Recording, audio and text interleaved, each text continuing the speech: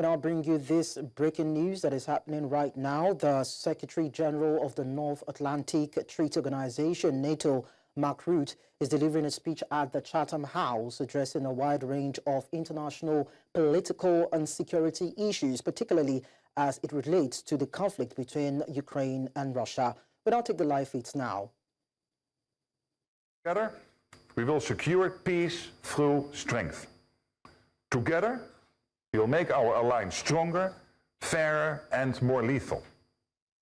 And together, we will build a better NATO. Thank you.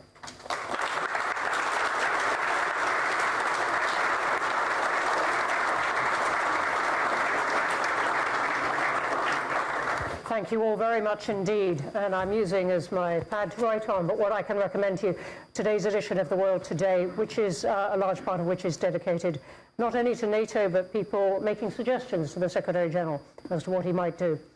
Thank you for that speech. Let me ask you, straight away, you've used the word lethal quite a bit. What point are you trying to make through that? The point I want to make is, yes, we are still a defensive alliance, but we are deadly serious that if anyone tries to attack us, that the consequences for that attacker will be devastating. Be it Russia or anyone else who tries to do anything against us. And we have to be absolutely clear. And this is not only about the money and the weaponry, it is also about the mentality that we do realize that there is a lot at stake here. And the people trying to act against us must understand this. So what is the main threat to NATO members? Is it Russia, which everyone in Europe is very conscious of, or is it China, which seems to be the focus of the US's alarms in the world? The main long-term threat against NATO is Russia, there's no doubt. But you rightly said there is more than Russia. And NATO was never established to fight only the Soviet Union. It was there to protect NATO territory from anyone who tried to attack us. And what we see at the moment is an enormous build-up in China of their military capabilities. I mentioned in the speech, including what they do Navy-wise. They will have in 2030 100 more ships than the US has currently. And they have a defense industrial base in China to build even more ships, which the Americans at this moment can absolutely not compete with. This is one of the big issues we have, that when it comes to defense spending, there is an issue with Europe and Canada. When it comes to defense production, there is an issue with Europe, Canada and the United States. Because all over the alliance, we are not producing enough. And China is working together with North Korea, Iran. They are supporting, as we all know, Russia's war effort against Ukraine. So these four working together is, of course, a relevant development. So yes, Russia, but clearly also focusing on what China is doing, and of course, the fact that these four working together and North Korea getting the latest technologies from Russia and others in return for their support to Russia in the war effort against Ukraine. So in terms of strategy, it is Russia, it is China, and is the others working with them, all of these? Yeah, so NATO wants to protect its territory for 1 billion people. And of course, when you ask me what is your first and main threat long-term, it is Russia, absolutely.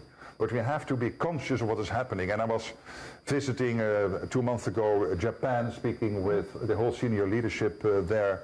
And of course, they are very worried about what's happening in the Pacific. They really very much value the relationship they have with NATO. That is also true for Korea, the Republic of Korea, for Australia, for New Zealand, the so-called Indo-Pacific Four. And it shows you that we cannot think that there is one theater which is the Euro-Atlantic theater. Yes, of course, that's the main theater we are focusing on. But we have to be conscious of the fact that this is all interconnected with what is happening in the Pacific. And the war in Ukraine, Russia's unprovoked war against Ukraine, clearly shows that all these countries work together here. Can NATO survive a drawdown of US presence in Europe and some of the questions that the US has directed at NATO about its value? Since President Trump came in office, in the first couple of weeks I got many questions from European leaders. Will the US stay committed to NATO? And I told them, I said, well, you might want to put on your television and listen to President Trump when he has President Macron in office, or Prime Minister Starmer, or Prime Minister Maloney. When I was visiting, others were, and recently, of course, Chancellor Merz. And there is a total commitment from the American president and down the whole system to NATO, but also an expectation. And the expectation is that we in Europe and Canada will indeed equalize in spending with the US. And we have to do that, not only to equalize, but we need that 3.5 core defense spending to be able to deliver the capability targets. Then there is the question, okay, if they then stay, Mark, with NATO, might they all of a sudden decide that SACEUR should be a European general, the Supreme Allied Commander, which has traditionally always been an American general, because there were these rumors. Well, there's your evidence. Last week the appointment was announced of the new Supreme Allied Commander and holding an American passport. And the third question is, will they all of a sudden withdraw troops from Europe? There's absolutely no question on that, of that. What they have said is that, yes, obviously for the United States, not only concentrating on the Euro-Atlantic, but also as the biggest worldwide economy and the biggest defense power in the world, they also have to, of course, focus on the Indo-Pacific, they have to focus on the Middle East, and that over time there will be somewhat more pivoting towards Asia is only logical. I'm not worried about that, but I'm absolutely convinced we will do that in a step-by-step approach. There will be no capability gaps in Europe because of this, and there's absolutely no... And you've seen it when, again, Chancellor Merz visited the White House when it came to the American troops presence in Germany, and a clear commitment of the American president on that point. So no capability gaps in Europe. Over what period? Can you say that immediately, that the US drawdown won't happen too fast? I think we can say that the US under President Trump has won this argument that that has been there for a very long time about Europe needing to spend more, and you've embraced that in what you've said. But he has also said a lot of other things, indeed, about pivoting to Asia. We'll come on to Ukraine in a moment. But on the US perhaps having fewer troops in Europe, is that not going to leave Europe exposed at any point? Not at all. I have no worry about that. And why not? Because in the United States, with everybody I speak with in the Pentagon, in State Department, in the White House, the President, the National Security Council, people are aware. NATO is not only there to, again, quote Churchill, not quote, but referring to Churchill in his famous speech in the US Congress in December '41, to prevent the mistake after the First World War, again after that then ongoing Second World War after Pearl Harbor when he gave that speech. That the long arm of history will reach out again across the Atlantic Ocean to get the new world involved in a war in the old world. It's not only because of that historical reason.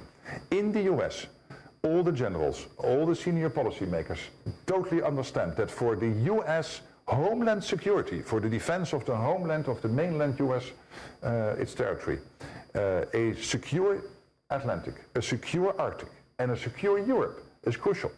When the Norwegian Prime Minister was visiting, he showed President Trump the pictures of the nuclear submarines just across the border between Norway and Russia. We sometimes forget that Norway has all over Sweden and Finland this border with Russia, and there is that big, one of the biggest, maybe the biggest Russian submarine port. And he said, Mr. President, these nuclear submarines are not there to target Norway. They are there to target the United States. And what we do collectively is make sure that they can never do that. So that deep realization that our security, Europe, Canada, US, is interconnected practically, so not only for historical reasons, but practically, is deeply ingrained in the US. And at the same time, they have more things to think about, like the Indo-Pacific and the Middle East, and sometimes also when it comes to Africa, which is only logical. So we spending more for them to pivot more towards, for example, the Indo-Pacific, over time, step by step, is possible. What about Ukraine itself? Does it not weaken NATO in some sense if the US president says, look, NATO was part of the provocation for Russia of this war, Ukraine started it, and begins to talk about ways of settling that seem to make many concessions to Russia? But look what President Trump did since he came in office. he broke... Many things. Well, I know, I agree, but he broke the deadlock when it comes to Ukraine. He broke the deadlock with Russia. And I'm of the opinion that it is only the American president who was able to do this, to start the dialogue again with President Putin on how to end this terrible war, and he did. And no criticism of his predecessor. I respect all the politicians in the US, and we work with everybody. But him doing that, breaking that deadlock, starting that dialogue with the Russian president, and then for us in Europe to think, okay, we can in a couple of months then end all of this. Of course, no, this takes time. It is a step-by-step approach, but it is clear that he closely coordinates with European allies, including the UK Prime Minister and others here in Europe and with Canada, on all the steps he's taking. And every phone call he has with President Putin, he prepares with the Europeans, and he then briefs out to the Europeans and the Ukrainians afterwards. But him doing this, I think, is extremely important, because it is the only way to step by step bring the Russians to a position where they want to end it. To end it and not continue. So in your view, what would be the terms of that kind of agreement that would persuade Russia to stop where it is now, or to move back? I don't want to make it even more difficult by having, as NATO Secretary General, start to philosophize here in an open session about what it might look like. But what we do know, what we all agree on, is that whatever the long-term ceasefire, or even better, a real peace agreement will look like, the most important thing is that post that long-term ceasefire and or peace agreement, we have to make sure that it is lasting, that it is durable, and that Putin will never ever try to do this again. And this is why Keir Starmer, the British Prime Minister, together with the French President, and now with a large group of European countries and Canada, is working on what security guarantees might look like, so that going forward we can be assured that when there is a peace deal or a ceasefire, that we have the plans in place, we can implement them on the day after that happens. And that preparation, I think, is also in close coordination with the Americans, is again evidence that this transatlantic relationship is very strong. You've mentioned Canada a couple of times, and many people have asked whether NATO can accommodate a member that is threatening the sovereignty of another member, as the US has been with Canada. Well, obviously, as Secretary General of NATO, I never comment about discussions between NATO allies. But I've seen a very successful visit of the Canadian Prime Minister to the White House. So it's my impression that whatever issues there are, they are dealing with that in an amicable way. And NATO, turning back to Europe, then NATO is working, many people have said, very closely with the European Union at the moment.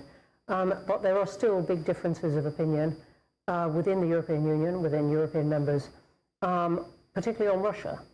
How do you accommodate that? You're obviously not responsible for what all these prime ministers and presidents say, but still you are trying to arrange some kind of agreement of strategy between them. Now, thinking of Hungary and Slovakia's attitudes to Russia, for example.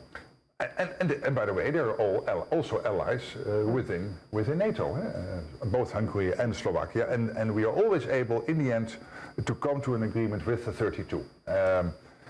NATO was never established to have a kumbaya where we would immediately, from minute one, agree on everything. So to have that debate as democratic societies within a democratic alliance, which is based on unanimity, I think only strengthens the alliance. And when it comes to the cooperation with the EU, you're right.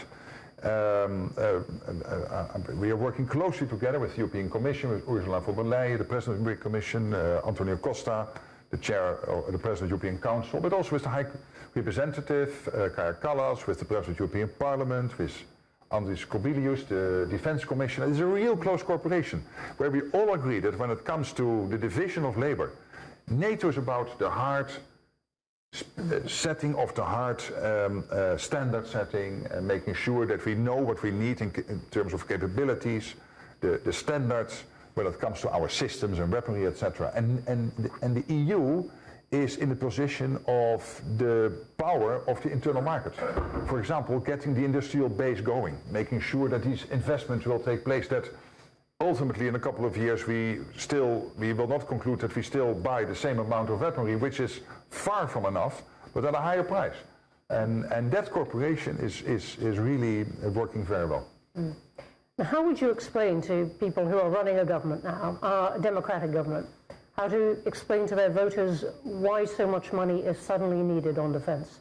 The numbers are going up. This government has taken time to commit to 2.5%. Suddenly people are talking about 3, even 5, as you're saying. So they have to go, as this government will. It's on Wednesday, has its spending review in Parliament. An illustration of how much money there isn't for lots of things. How would you suggest to them that they explain to voters why this is so necessary now? I would explain it in a way by saying that the world we thought we were entering in after the Berlin Wall came down is definitely gone. This whole idea that we would have a sort of pleasant, peaceful living together with the Russians is gone.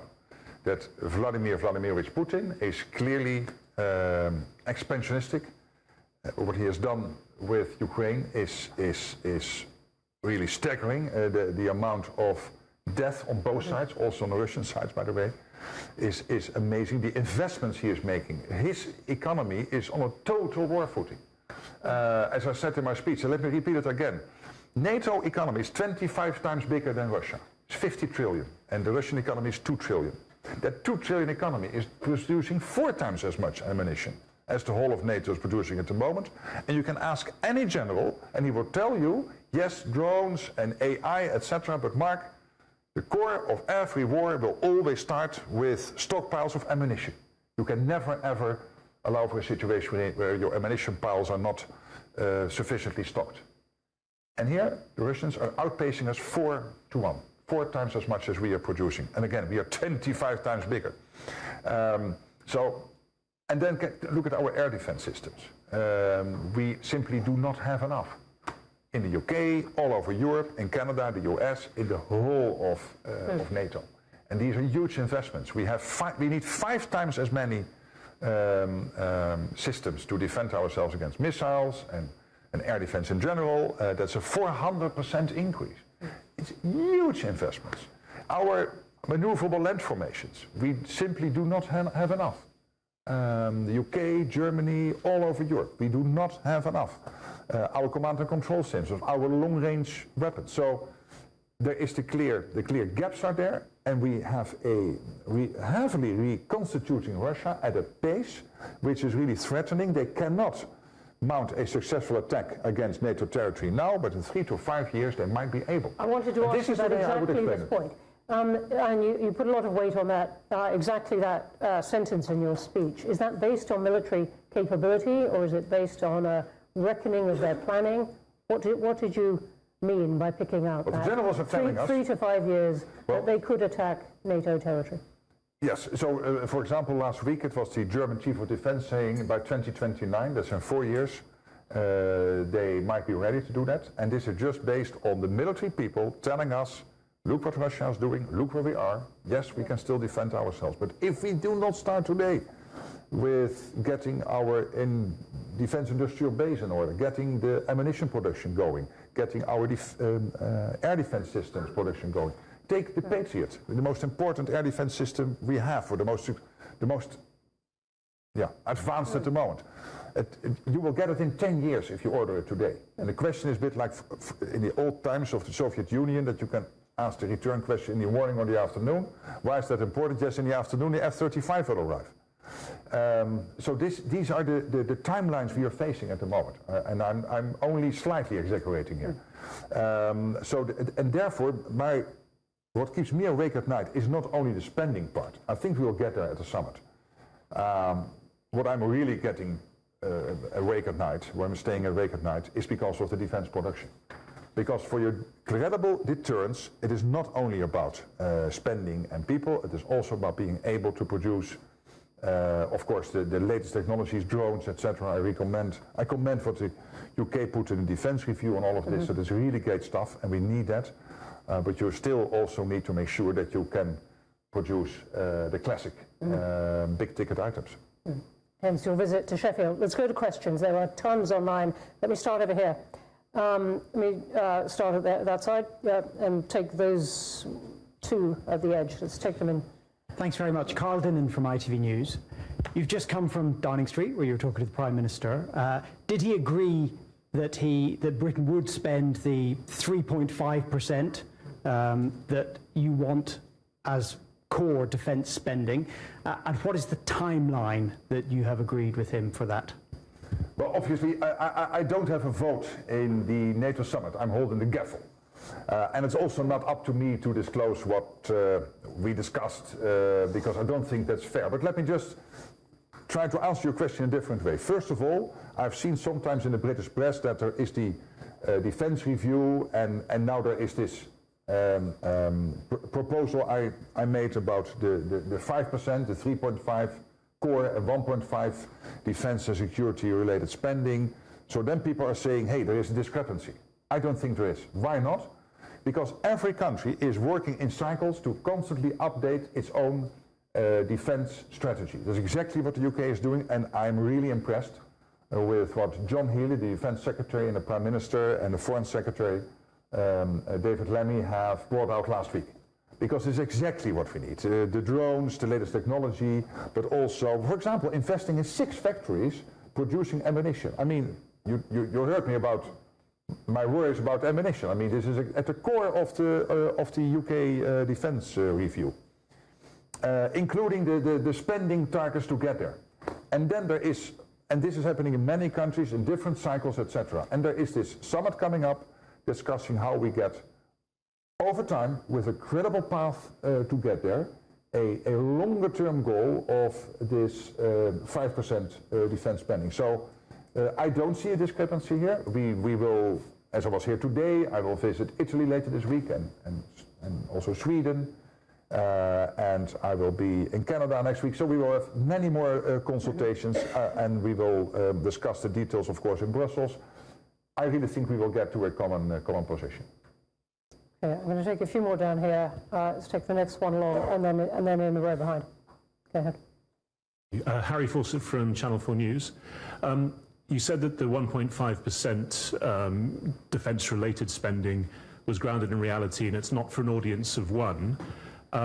It is, though, it seems like a happy coincidence that 1.5 plus 3.5 equals 5, and there is some criticism that there is an elasticity in how to define what comprises that kind of spending. So how do you respond to those concerns, and is there a metric to define exactly what should fall within that 1.5%? So what we did, we had the old 2%, which was agreed in Wales, and there are clear definitions what you can count to the 2% core defence spending. We are not going to change those criteria. So they will remain, and the 2%, if I get my way, will be 3.5%. But then when we were discussing all of this, and also look at the UK Defence Review, which is also spending a lot of time on this and a lot of is discussing this. Yes, there is the core defence spending, but you need bridges which are able to hold a tank. Sometimes you are even not daring with your car to cross the bridge, let alone with a tank. You need the defence industrial base to be developed. For example, this factory in Sheffield was bought by the UK government because it is delivering core capabilities which are essential to the UK defence requirements. Buying such a factory is not a defence spend in the 2%. But still you need to do it, and you need to develop the defence industrial base, because we simply do not have enough.